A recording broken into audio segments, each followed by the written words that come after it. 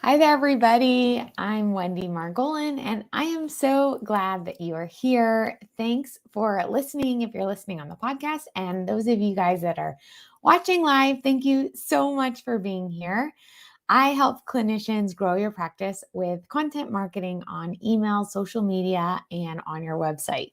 And I show up here live every week and on the podcast as well to let you know different ways that you can grow your practice and also just to have a healthy mindset as you're working on the marketing and what it takes to grow your practice today as opposed to 20 years ago when I got started in marketing and it was a lot easier.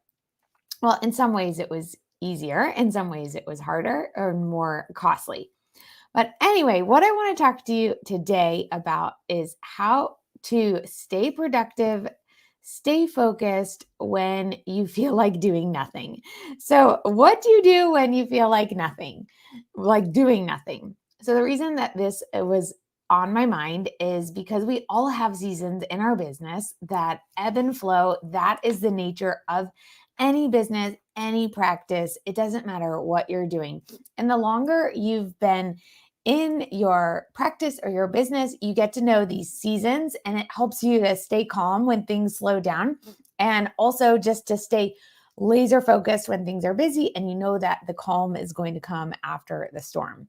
So, my business is 2 years old, but I have been working in freelance for a decade before that. So I know the seasons of my business. So I'm never surprised when things kind of slow down, but sometimes it does in a way that it still makes me struggle to stay focused. So I had one of those weeks this week and I kind of got started to get my mojo back yesterday.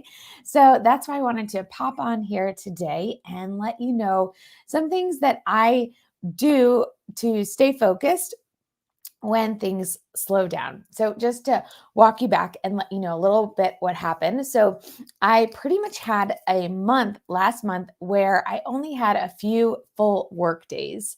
It was crazy, but there were a lot of Jewish holidays in the middle of the week. So a lot of days were off, and then a lot of the days were the day before being off. So it was just constantly playing catch up and it was choppy. It was really hard to focus on getting the work done in my business and also growing the business. So, those are two things that we always have to be focusing on when we are working on our own practice, our own business. So that was last month. And while I was busy doing all these Jewish holidays, my clients who are Jewish were also busy. So it was just a slower month. So then last week was the first week back, and it was this rush back, finally, a 5-day week. And then this week is the second week back. So by all calculations, this should have been a very busy week of things like getting moving again for me. Now, for various reasons, including one of my big clients deciding to take a month off because she needs a well deserved break. A lot of the projects that I had anticipated doing this week were not happening. So it was a sleepy week. And for me, rather than being like, okay, I work hard, go take a break, to me, I'm just a lot more productive when I have a lot to do. So when I have deadlines and I have things that need to be immediately done, I'm able to just get a lot more done in general. And when I have these more long-term projects that just don't have this immediate deadline, or all those things that you never get to that you wish you could do when you're busy, all of a sudden when things slow down, I have a hard time doing those things. So knowing all these things about myself and knowing what it takes to stay in business for a long time, I want to share with you 6 things that I focused on this week that I just came up with and want to share with you. The kinds of things that kind of can help me when I'm in this period of feeling unproductive and just staying focused. And also, you kind of start to feel like bleh. So just to stay, focused and energized on the business and not to just drop the ball. So these are some things that I have been focusing on this week, and things got turned around a lot yesterday, so that improved for me. But Here we go. So the very first thing, and this is obvious, goes without saying, but I'm going to say it anyway, is stick to your routine. So here in Chicago, it's starting to get gray and rainy and winter, and I'm not a big fan of winter. It's only fall, but it's just that feeling of it coming, it starts to already get me a little bit nervous. So it's darker, it's rainier, it's grayer in the morning when my alarm goes off, and I try to get up at 5:40 in order to get in a good solid hour of work before my kids are up. And so when the alarm goes off and I don't have a ton to do, I don't have an important project with a deadline that I want to focus on, it's hard to get up. So I was having those thoughts every morning this week, and I made myself get up. I can't say I got up at 5:40, but I made myself get up and do some solid work before the kids got up just because I knew that if I didn't stick to the routine, it was going to ruin the rest of the day. It was going to go downhill. So that was the first thing. And then in addition, when I have a bunch of tasks I have to get done for clients, I always write those down, and I write down the times that I'm going to try and get that done. So I put everything into a time slot for the day. So I did that anyway this week, even when I had a little bit less of client work. I still put in something for every hour of the day, and I put in my projects for a lot of those times to ensure that I was really focusing on getting stuff done, staying motivated. And I know that when I'm busy, I never have time to do those things. So I actually got a lot of things that have just been on my to-do list forever done this week. So the first one is stick to your routine. The second one that was really important, this really turned my week around yesterday, is calling a coach or a business buddy or just talking to someone who understands your business and can give you some ideas and refocus your energy. So I had a call yesterday with Michelle Caruana, who's been on here live with me and on my podcast. She manages my ads on Facebook. And I had a call with her yesterday to talk about a bundle ad that I'm putting together. It's going to be my 5-day Reels challenge together with a free carousel template. And we were just talking about the freebie that I'm putting together, the ad, and also just like the process after someone signs up for it. So in just refocusing and getting a plan for this one project that seemed overwhelming to me, so I wasn't focusing on it and I wasn't getting it done. And meanwhile, now I finally had time to think about it. But just in general, talking to someone who, gave me something to focus on, reminded me what I needed to be doing. It gave me energy. It just, having a new thing to work on really helped me. So talking to a coach or a business buddy or someone who supports you in your business can really turn things around and even if you know the answer inside of yourself of what you need to do, just having that person to bounce it off of and bring that out of you is so super helpful. So hats off to Michelle. She saved my day yesterday, most likely my week. So having that person in your corner is super important. It can be someone you pay. It can be someone that is just a good friend, like someone who's in a business pod with you or something like that, a colleague, whatever it is. So talking to a person who is going to support you. The third thing is if you don't have someone like that, or maybe you do, but it's just not, you don't want to always have to pull from them. So a great thing that's been really helpful for me in my business is having a pod of people who are working on similar projects together, similar goals. So I've had a few of these. I'm in one with a bunch of therapists. I'm not a therapist, but I obviously serve and work with therapists and clinicians, doctors, PTs, OTs. So we have similar clients. We're working with it's therapists who are working on creating courses and memberships so that I'm not in the pod with those who are just focusing on working with clients, but people who are really working on moving their business forward in the same way that I am. So having a group like that has been super helpful. And one of my main group has kind of died out. Like people have stopped getting together. People kind of stopped answering emails. So I've been in two different groups like that. And so what I did yesterday was I reached out to those two groups and also to a few colleagues who I've done like coffee chats, people who I connected with on LinkedIn and on Instagram, reconnected with all those people, let them know that I'm going to set up a new pod. And I laid out some structure. I can let you know about that in the future once that's more planned and I can let you know how that's going. But basically, what a pod does for you is it's ideal with like 4 to 6 people, kind of like minded in a similar stage of business. Not that you have to be like minded in personality, but similar business goals or practice goals for what you're trying to build.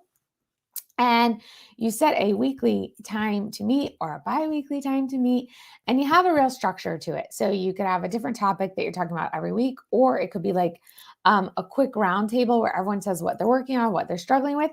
And then one person has a hot seat where they are going into more depth with something that they're working on.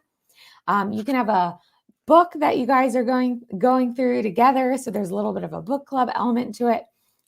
You could bring in a speaker, whatever it is, you could decide on the structure, but having that group that is there for you to meet with, and then also to bounce ideas off on Slack or email or some sort of messaging app can be really helpful. And so that's been helpful to me in the past. It kind of died out for me over the summer. Things slowed down. So I'm getting that started up again. And this slow week made me get that going. So I'll let you know how that goes in the future. But so that is the third thing. So stick to your routine, call a coach or buddy. And the third thing is if you are struggling, is to join a new pod or a mastermind or, to form your own. It kind of reminds me of when I get really sick of cooking and then all of a sudden I've got to maybe I have a holiday coming or something and I have to cook a lot more. So I will get a new cookbook from the library or find a new blog or buy a new cookbook if I really like it. And it just kind of gets me going again. So having a new infusion of ideas can be really helpful.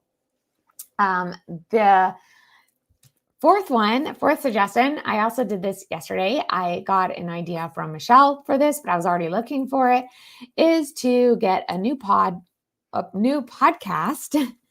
or a new book that can help you motivate you in what you're working on in your practice or your business. So I listen to tons of podcasts. I could talk about that in a different live. If you want to know, ask me in the comments. I'm happy to list some suggestions, but I found a new one. I should have looked up the name before I went live. It's on online business. I'll have to look it up. Okay. But I listened to a bunch of episodes yesterday, and I find just when I've listened to a lot of a podcast in the past, they all start to sound the same. So listening to a new one when I need some new energy can really help me. So that definitely was helpful yesterday. Another one. Okay. So the fifth one is to sit and get quiet and then make a plan. So this is hard for me because I'm just kind of high energy. So sitting and getting quiet is hard for me. But I shut my computer and I finally wrote down in my bullet journal a plan for 2 different things. One was this freebie of the Instagram Reels and Canva carousel template bundle. So there's a lot of steps that takes to set up. And so I wrote down a full plan for that. And the other thing is that I am relaunching my Everyday Marketing Bootcamp course. And it is a beginner course for social media for clinicians. And I am relaunching it. And there's some things that I need to change in it. So I made a plan for how I'm going to change that. I started setting dates, like all those things of just planning that take getting quiet and making and just thinking. So I got that happening. If you don't have a plan, just getting quiet and thinking can also just help you to come up with what you should be working on, right? So I did that yesterday. And the final thing is and you're maybe like wondering this while I'm sitting here talking about all these things I did while I had some free time, is like, take a break. right? I'm not great at taking breaks. I get a lot of energy out of the work that I do and helping you as clinicians. So, but breaks obviously are key to avoiding burnout. And I have breaks built into my day, but planning some additional breaks when I had some extra time. So I reached out to a friend. I used to be really good about meeting one friend a week for coffee, or for a walk or something, just because it's, to me, friendship takes work. They don't come for free. It's not something that we should take for granted. Obviously, those are things we know, but the fact that friendship takes work, like I'm telling this to my kids all the time, because I have one who's living abroad now, left all her high school friends. And my daughter is in high school and she left her camp friends, and my son as well. So you can't, friends don't stick around if you don't put energy into them. So I'm usually pretty good about that. But over the pandemic, I got worse about it because we weren't all getting together. But um, now I'm really comfortable having coffee with a friend. So I made a plan to do that. So I spent an hour this week that I normally wouldn't have time to do in the middle of the day with a friend. Um, and I also got back to going on walks with my husband, who's still working at home because of the pandemic. So those are the 6 things. I'm just going to say them over one more time. So stick to a routine, call a business coach or buddy, join a new pod or mastermind, or make your own, find a new podcast or a business book, sit and get quiet and make a plan. And finally, take a break, spend time with a friend, do something that you love that you don't normally have time for. So I'm sure that you have your own tips for what you do in a time when you're feeling less than productive and in your practice or your business. It might be because things slow down, or it might be because you're feeling a little burnt out. Of course, with the case of burnout, obviously the break is going to be more important than I emphasized it here. But, there's all kinds of reasons where you can lose some motivation at work and you need to get refocused, recharged, re energized. And so I hope that helped you. I hope that you have a great, productive week. Next Monday is the third Monday of the month. And on every third Monday of the month, I send out the Clinicians Social Media Club bundle, and that is captions, social media captions for your month, as well as healthcare #holiday captions. So I pre-write those and they're fill in the blank, and you can customize them for your own practice or healthcare business. They're written with clinicians in mind. They're based on my 20 years of writing and oh my gosh, I don't even know. I've been doing social media marketing since '07. Before that was even what we called it. We just called it marketing. So it's based on all my years of experience. Those captions, you can grab them, and each caption matches with a Canva slide. So I have Canva templates. There are 18 slides in there, sometimes as many as 21. Typically, though, it's 18, a minimum of 18. Each caption, I let you know what Canva slide you can use with it. You can customize those for your brand.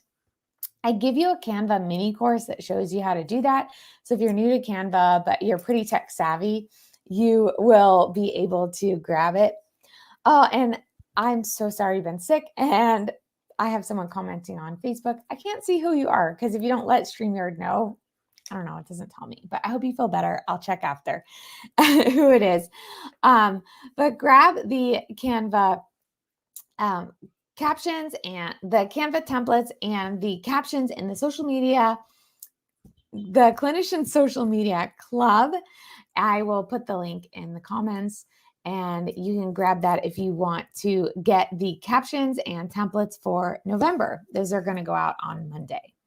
So that's it. I hope you have a great week, and say hi if you're watching this afterward. Let me know if you have any tips for how to stay productive when you're feeling unproductive or blah. Okay, bye. See you next week.